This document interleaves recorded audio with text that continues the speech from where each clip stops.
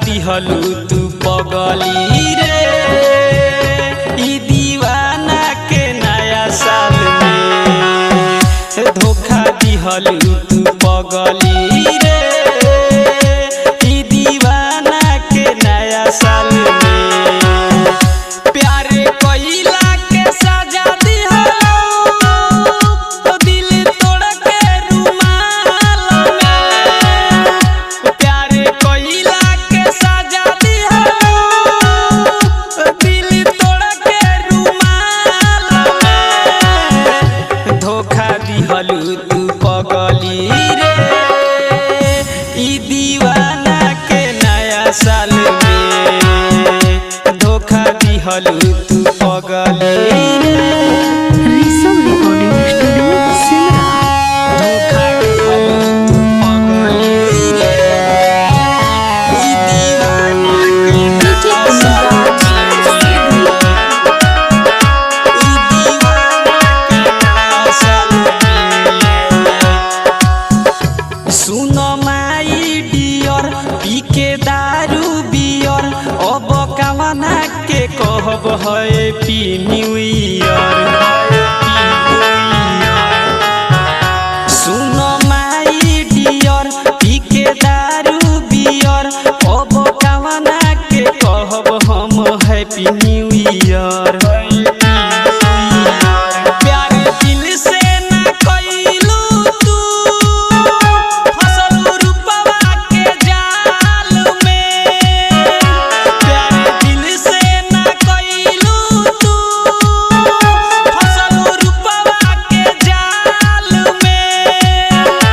धोखा दिहलू तू पगली रे ई दीवाना के नया साल में। धोखा दिहले ते पगली रे।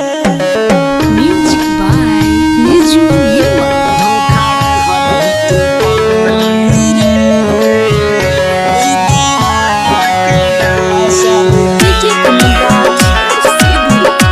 ई दीवाना के नया साल में।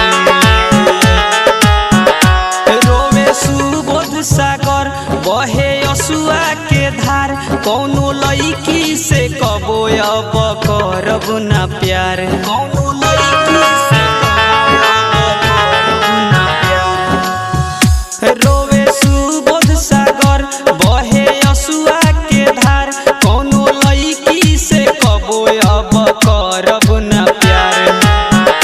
चंदन नीतेश के किस दिहलू दया माया दुनू गाल में। चंदन नीतेश के किस दिहलू दया माया दुनू गाल में।